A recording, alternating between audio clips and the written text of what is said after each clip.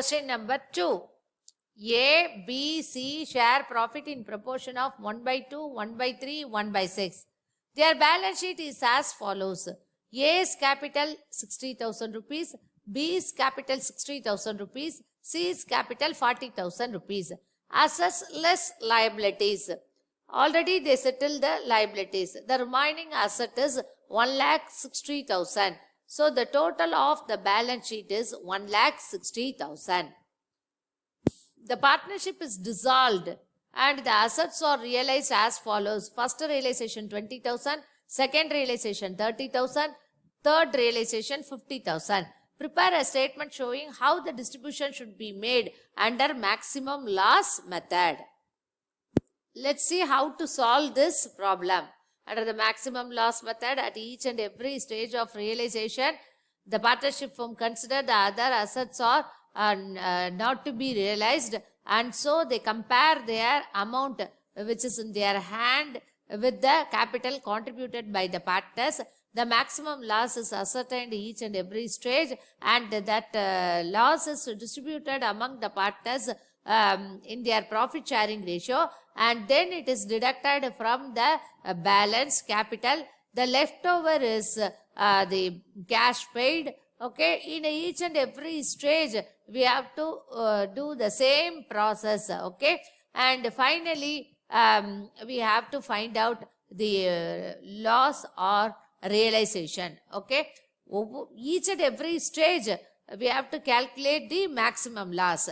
That is very important, and that should be distributed among the partners in their profit sharing ratio. So balance due, opening balance. In this problem there is no liability. Okay, liabilities are already settled.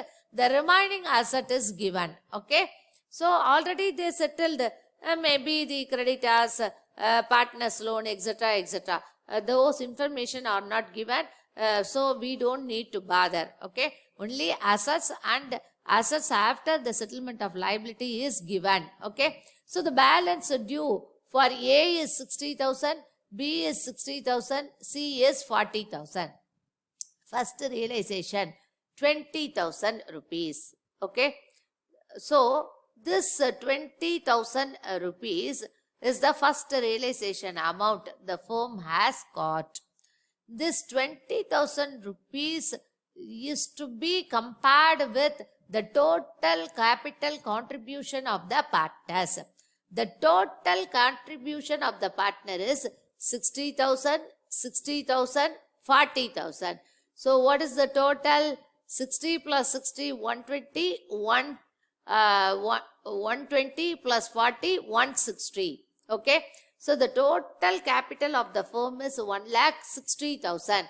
From that 1,60,000, if we deduct 20,000, we got 1,40,000. That is nothing but maximum loss of the firm. Okay. So the amount realized and the first realization is 20,000.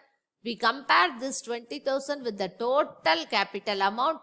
The total capital amount is 1,60,000. Then that from that 1,60,000 we have to deduct 20,000. So the maximum loss is 1,40,000. That should be distributed among the partners in their profit sharing ratio. So 1,40,000, the profit sharing ratio already we have calculated, that is 3:2:1. So 1,40,000 into 3 by 6 is equal to 70,000. 1,40,000 into 2 by 6 is 46,667. Then for C is 1,40,000 into 1 by 6 is 23,333. Okay. So we have distributed the loss to the partners. It is a loss, and so it should be deducted from the balance. Okay. So the balance is 60,000. From that balance, if we deduct 1,40,000, we will get, that is 70,000, sorry, 70,000. This is the cash paid, that is deficiency of the partner. Here minus is coming, minus 10,000.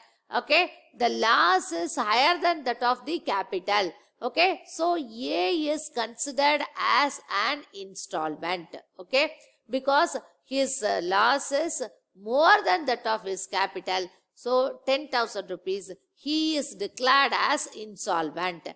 Okay, then go to the next stage. B. B's capital amount is 60,000 and the loss amount is 46,667. If we deduct, we will get 13,337. Then C's case, 40,000 is the capital balance, 23,333 is loss. So the balance is 16,667. Okay. So this deficiency should be shared between partners in their then capital ratio. That is the Garner versus Morel second rule. What is the Garner versus Morel rule? Two rules. First rule, every solvent partner has to bring cash equivalent to their share of the dissolution loss, realization loss. Second one, the solvent partner has to bear the loss of insolvent partner in their capital ratio. So A is a insolvent partner. B and C are solvent partner. Okay. So his deficiency is how much? 10,000. That should be shared between A and B and C in their capital ratio. Their capital is how much? B provided 60,000 rupees. C contributed 40,000 rupees. So 6:4. That is nothing but 3:2. 3:2 is their capital sharing ratio. So 10,000 into 3/5 is 6,000 rupees. 6,000 rupees should be burned by B. Then 10,000 into 2/5, 4,000 rupees. So B has to bear 6,000 rupees. C has to bear 4,000 rupees. Okay, because they are solvent partner. This is Garner versus Morel rule. Okay, then we have to find out the cash paid. Okay, cash paid minus 10,000 plus 10,000 nil. For A nil, B is from 13,333, we have to deduct 6,000 rupees. The balance is 7,333. Okay. So 13,333, if the A is not solvent, we can consider this as cash paid. But here A is solvent and his share of loss is transferred to the extent of 6,000 rupees to B and 4,000 rupees to C. And so that should be deducted here. Okay. So from 13,333, if we deduct 6,000, we will get 7,333. And from 16,667, if we deduct 4,000, we will get 12,667. This is nothing but cash paid. Okay. So cash paid is 7,333 for B, so 12,667 for C. Then we have to find out the balance due. Balance due is 1 minus 2. 1, this is not cash paid. 1 is 60,000. Payment is not made to, there is no cash paid to A. Then the balance amount is 60,000. Then 60,000 minus 733, the balance due is 52,667. Then for C, the balance is 40,000. Cash paid is 12,607. The unpaid balance or balance due is 27,333. Okay. I will explain once again. The first realization maximum loss is 1,60,000 minus 20,000. 1,60,000 is the total capital. If we deduct 1,40,000 is the maximum loss, 1,40,000 should be distributed among the partners in their profit sharing ratio. So A will get 70,000, B will get 46,600 loss. B's loss is 46,667. C's loss is 23,333. Here the loss is more than that of the capital. So A is an insolvent. His deficiency is shared between B and C in their capital ratio. So if we share the deficiency of A to B and C, B has to bear 6,000, C has to bear 4,000. That has to be deducted from actually this should be the cash paid, but here we faced A's insolvency. Okay, so from this we have to deduct deficiency. The remaining amount is considered as cash paid. So 7,333, here 12,667. So the balance due is, balance of A is 60,000, and from that 60,000 there is no amount is paid, and so the same 60,000 is due for A. Then for B, 60,000 we have to deduct 7,333, so 52,667. Then for C, 40,000 minus 12,667, we will get 27,333. So first realization is over. Then let's see the second realization. The second realization amount is 30,000 rupees. Okay. The total capital of the partner is 1,10,000. Okay. 1,10,000 is the total capital amount of the firm. So the maximum loss is 1,10,000 rupees. Okay. This is maximum loss. This should be distributed among the partners in their profit sharing ratio. If we distribute this 1,10,000 to the partners in their profit sharing ratio, A's maximum loss is 55,000, B's maximum loss is 36,667, C's maximum loss is 18,333. So it has to be deducted from the balance. Okay. So the remaining amount is considered as amount payable. Okay. So 60,000, if we deduct 55,000, 1 lakh, maximum loss is 1,10,000. 1,10,000 into 3 by 6. 1,10,000 into 2 by 6. 1,10,000 into 1 by 6.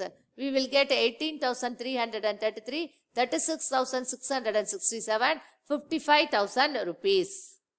So we have distributed the maximum loss to the partners in their profit sharing ratio. Then from balance due, we have to deduct the maximum loss.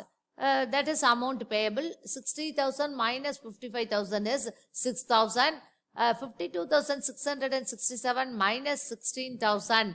36,667, 16,000. Then 27,333 minus 18,333, 9,000. This is cash paid, amount payable. Okay. Then the balance left on the capital account is amount payable to the partners. Okay. 60,000 minus 55,000 is 5,000.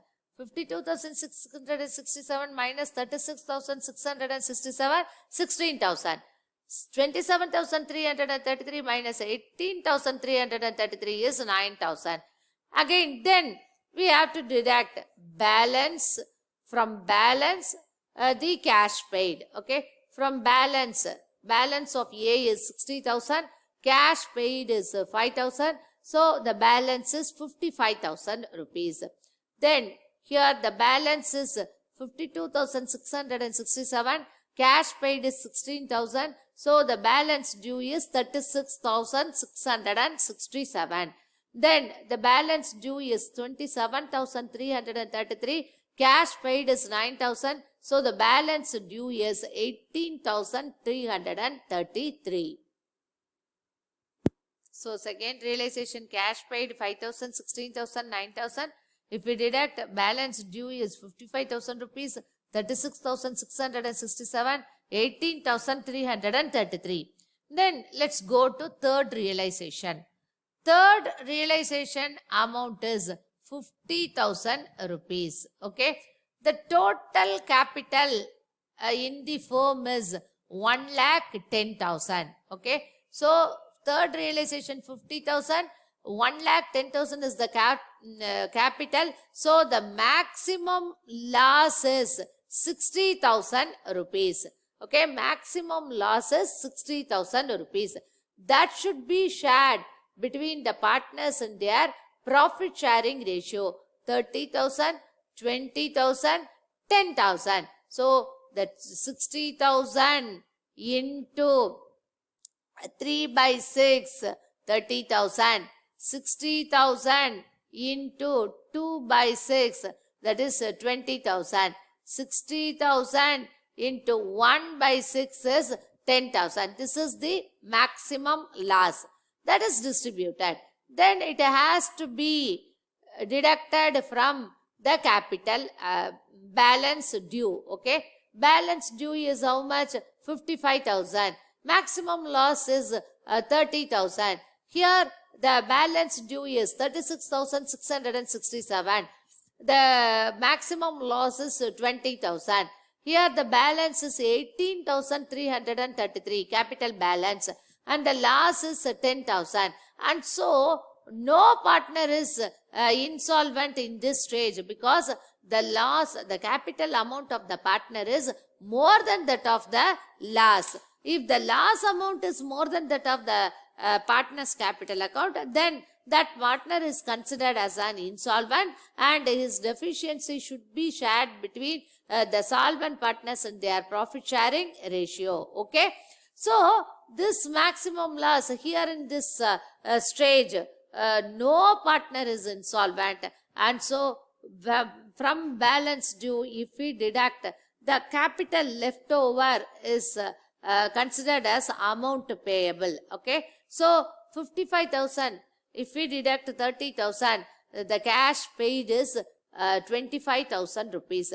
Then from 667, if we deduct 20,000, the cash paid is 16,667. Then C, the balance due is 18,333. The maximum loss is 10,000. If we deduct 10,000 from 18,333, we will get 8,333. Okay. This is cash paid. Again, this cash paid should be deducted from the balance due. Okay. So, balance of A is 55,000 rupees. From 55,000 rupees, if we deduct 25,000, the balance due is 30,000 rupees. Then, if we deduct the 16,667 from 36,667, we will get 20,000. This is balance due for B. And C, the balance due after the second realization is 18,333. Cash paid is 8,333. So the balance amount is 10,000. So the ratio is 3:2:1. So A's 3 shares, his balance due is 30,000. B's 2 shares, the balance due is 20,000. C's 1 shares, the balance is 10,000. Okay. This way we have to prepare maximum loss method.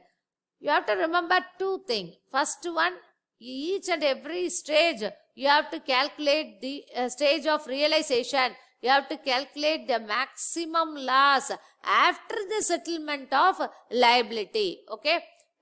When you settle the creditors and all, you don't need to calculate the maximum loss. Suppose the first realization amount is 20,000. the sundry creditor amount is, value of sundry creditor is due of sundry creditor is 20,000. The first realization, we settle the entire amount to the sundry creditors. In this case, you don't need to calculate maximum loss. At the time of the settlement of the capital amount of the partners, we have to ascertain the value of maximum loss. Okay. So, and then that maximum loss should be distributed among the partners in profit sharing ratio. Sometimes if the maximum loss, then the balance left over on capital account is amount payable. Then that amount payable should be deducted from the capital balance. That is the balance for the next realization. Like that, it is a continuing one till the realization ends. In this problem, there are 3 realizations, and so we have 3 balances. Okay, first realization balance, before that opening balance, then after the second realization the balance, after the third realization the balance. Okay, so maximum loss should be distributed among the partners in their profit sharing ratio. And then if a partner capital amount is less than that of the maximum loss, he is considered as an insolvent, and so his deficiency should be shared between the solvent partner in their capital ratio, not the profit sharing ratio. Okay, in this way we have to prepare the maximum loss method. Okay, using maximum loss method to prepare the piecemeal distribution, the summary of cash distribution. Okay, so the partners are distributed their capital. If any partner advances a loan, that should be given priority as usual. Creditors first, external liabilities, and partners loan, then they have to settle the partners capital. Okay, hope you understand this concept. Thank you very much.